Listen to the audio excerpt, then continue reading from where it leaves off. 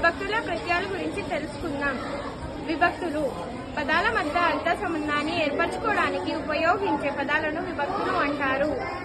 నా పేరు ప్రథమ విభక్తి. నా కాదు నువ్వులు. పేరు ద్వితీయ విభక్తి. గురించి. నా పేరు తృతీయ విభక్తి. నా ప్రత్యయాలు చేతన్ తోడంతో. నా పేరు చంద్ర విభక్తి కోసం. పంచమి విభక్తి వలనన్ కంటెన్ పట్టి. నా పేరు షష్ఠి విభక్తి యొక్క లోపల.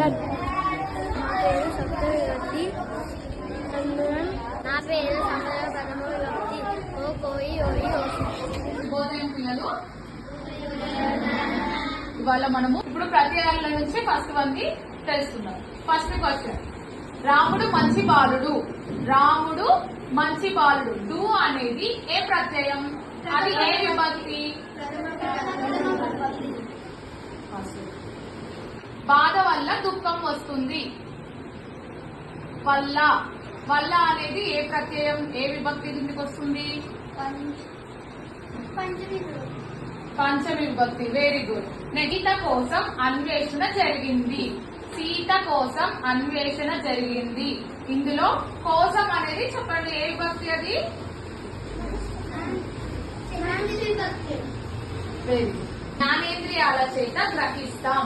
జ్ఞానేంద్రియాల చేత గ్రహిస్తాం. చేత చేత అనేది ఏ విభక్తి ప్రత్యయం?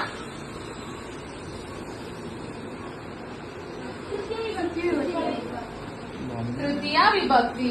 గుడ్. నిఖిల్ నితీష్ కంటే పెద్దవాడు. నిఖిల్ నితీష్ కంటే పెద్దవాడు. కంటే అనేది ఏ విభక్తి? విభక్తి. Very good. దేశమునందు భక్తి. దేశమునందు భక్తి. నందు అంటే అందు. అందు ఏ విభక్తి? సప్తమి విభక్తి. సచిన్ గురించి తెలపండి. సచిన్ గురించి తెలపండి. గురించి గురించి అనేది ఏ విభక్తి? ద్వితీయ విభక్తి.